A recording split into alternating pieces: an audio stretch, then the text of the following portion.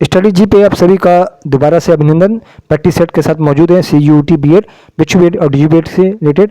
इसमें हम लोग आज 30 क्वेश्चन देखेंगे जियोग्राफी से रिलेटेड। तो आइए स्टार्ट करते हैं। पहला क्वेश्चन ही आपके लिए एकदम शानदार क्वेश्चन आया है कि भूगोल का जनक किसे कहा जाता है? हेरोडोटस, एनेक्जीमेंडर, इरेटोस्थनीज या हिकेटियस? दोस्तों इसका उत्तर आप लोग कमेंट जरूर कीजिएगा। तो इसका उत्तर बता दूं तो ऑप्शन नंबर सी हो जाएगा। इरेटोस्थनीज को भूगोल का जनक माना जाता है।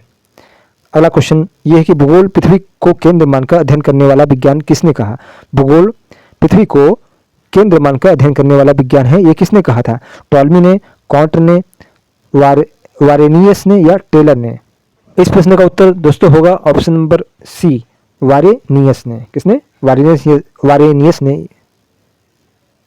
प्रश्न का सही उत्तर होगा वारेनियस ने।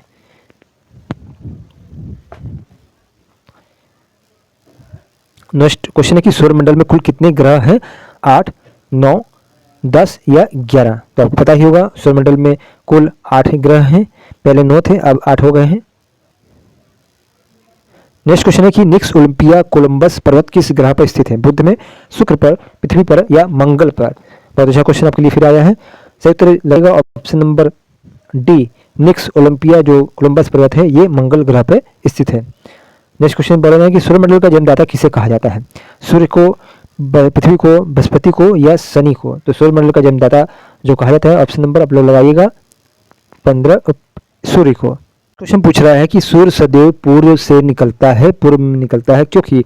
ऑप्शन आपके पास है कि पृथ्वी पश्चिम से पूर्व की ओर घूमती है, या पृथ्वी पूर्व से पश्चिम की ओर घूमती है, या ऑप्शन सी है या पूर्व में स्थित है, या इनमें से सभी।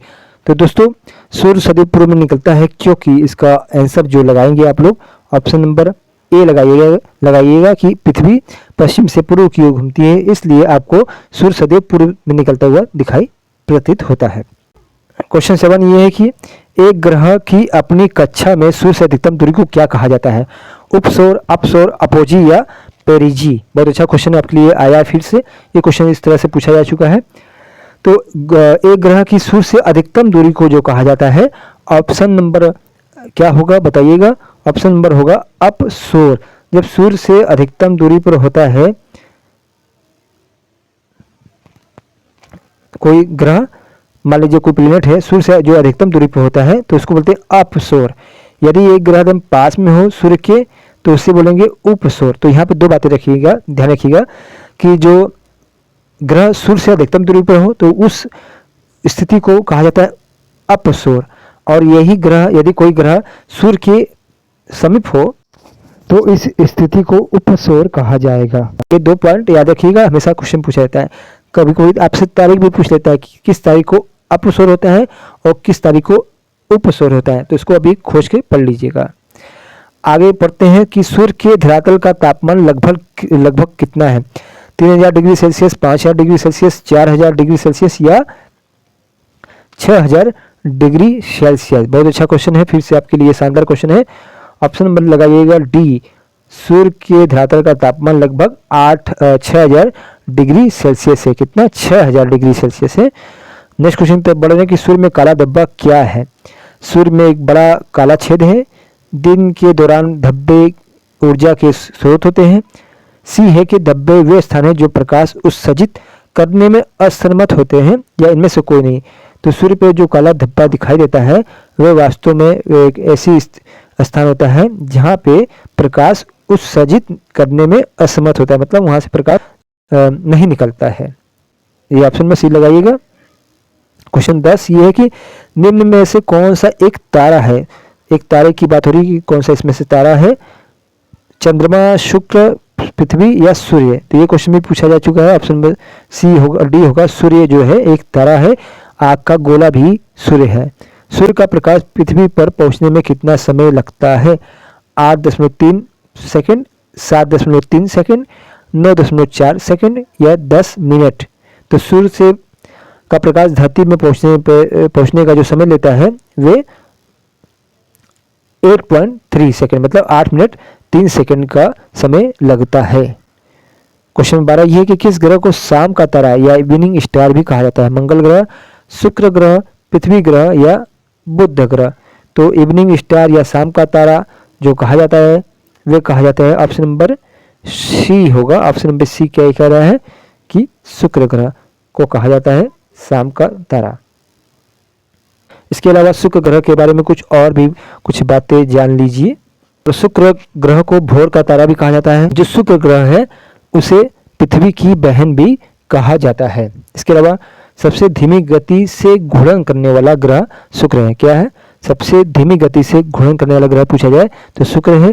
और यदि क्वेश्चन पूछा जाए कि सबसे तेज गति से परिक्रमण करने वाला ग्रह कौन है, तो वे बुध ग्रह है। शुक्र ग्रह को प्रेशर कुकर ग्रह भी कहा जाता है। क्या कहा जाता है? प्रेशर कुकर ग्रह भी कहा जाता है। और इसे पृथ्वी की जुड़वा बहन भी कहा जाता है। क्या कहा जाता है? जुड़वा बहन भी कहा जाता है। और सबसे चमकीला तारा भी, सबसे चमकीला ग्रह भी शुक्र ग्रह है। और शुक्र ग्रह का कोई उपग्रह नहीं है। क्या है? उपग्रह नहीं है। उपग्रह नहीं है, शुक्र ग्रह का कोई उपग्रह नहीं है। आगे बढ़ते हैं क्वेश्चन 13 की तरफ कि पृथ्वी के निकटतम दूरी पर स्थित ग्रह कौन सा है? बुध, शुक्र, मंगल और बृहस्पति। तो पृथ्वी के सबसे निकटतम दूरी पर स्थित जो ग्रह है वह ऑप्शन नंबर बी शुक्र ग्रह है। क्वेश्चन 14 है कि सबसे अधिक चमकने वाला ग्रह का नाम बताना है। शुक्र, बुध, मंगल या शनि। तो अभी आपको बताया गया कि सबसे चमकीला जो ग्रह है ऑप्शन नंबर ए शुक्र ग्रह है। सबसे छोटा ग्रह, सूर्य के सबसे पास का ग्रह जो है ये बुध ग्रह है। और शनि ग्रह जानते हैं कि इसमें रिंग पाया जाता है, वलय जिसे कहा जाता है। क्वेश्चन 15 ये है कि पृथ्वी के भ्रमण की गति बताना है। गति कितना है? 27 किलोमीटर पर मिनट, 31 किलोमीटर पर मिनट, 25 किलोमीटर पर मिनट या 39.5 किलोमीटर पर मिनट। तो दोस्तों पृथ्वी की जो भ्रमण गति है वे 27 किलोमीटर पर मिनट है। अगला क्वेश्चन है कि सूर्य की परिक्रमण के दौरान पृथ्वी सूर्य से अधिकतम दूरी पर किस महीने पर होता है? मार्च में, जुलाई में, सितंबर में या जनवरी में? अभी हमने उपसौर अपसौर की बात किया था तो उसी संबंधित क्वेश्चन फिर से आ गया। तो सूर्य की परिक्रमा के दौरान पृथ्वी पर सूर्य से अधिकतम दूरी किस महीने में होता है? सही उत्तर लगाइएगा ऑप्शन नंबर बी जुलाई मंथ में होता है। ऋतुएं क्यों होती हैं? पृथ्वी के अपने अक्ष पर घूर्णन के कारण, पृथ्वी के सूर्य के चारों ओर परिभ्रमण के कारण, पृथ्वी के अक्ष के झुकाव के कारण या पृथ्वी की आकृति के कारण, या पृथ्वी के आकृति के कारण। तो सही उत्तर लगाइएगा ऑप्शन नंबर बी पृथ्वी के सूर्य के चारों ओर परिभ्रमण के कारण ही ऋतुएं होती हैं। क्वेश्चन 18 है कि दिन और रात होने का प्रमुख कारण क्या है? पृथ्वी का अपने अक्ष पर घूर्णन, पृथ्वी के सापेक्ष सूर्य की गति, पृथ्वी के अक्ष पर झुकाव या सूर्य के चारों पृथ्वी का परिभ्रमण। तो दोस्तों इसका उत्तर बता दूं आपको, कमेंट कीजिएगा।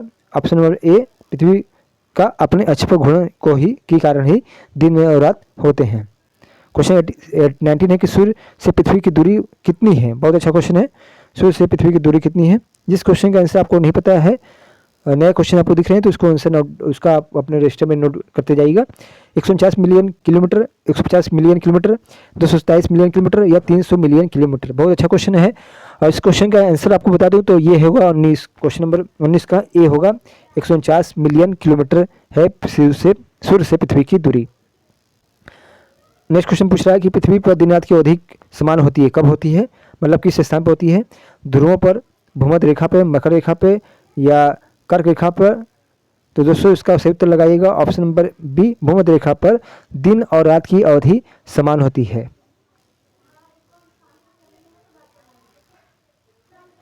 क्वेश्चन 21 कि जब दिन और रात की अवधि बराबर होती है तब सूर्य की किरणें सीधे कहाँ पड़ती है? उत्तरी ध्रुव पर, भूमध्य रेखा पर, दक्षिण ध्रुव पर या कर्क रेखा पर?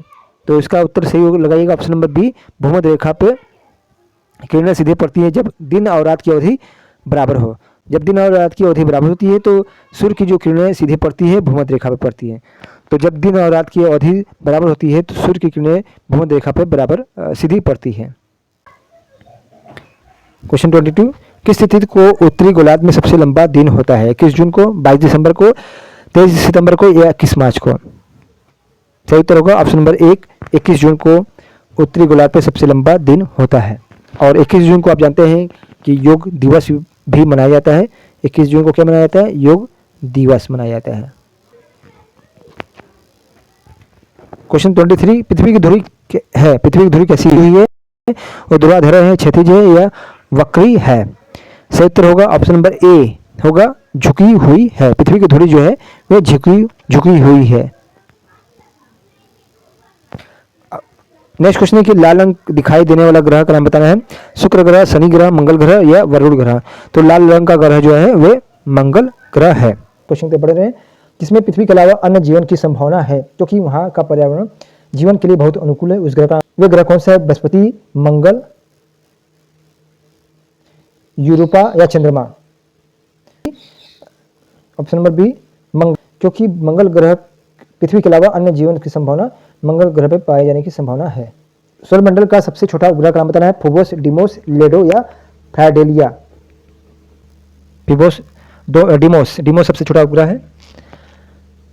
क्वेश्चन 27, चंद्र ग्रहण का कारण बताना है कि चंद्र ग्रहण क्यों होता है? पृथ्वी पर सूर्य के बीच दुनिया का जाना, या पृथ्वी और चंद्रमा के बीच सूर्य का आना, सूर्य और चंद्रमा के बीच पृथ्वी का आना, या उपयुक्त सभी? सही उत्तर होगा ऑप्शन नंबर सी, सूर्य और चंद्रमा के बीच पृथ्वी का आना ही चंद्र ग्रहण कहलाता है।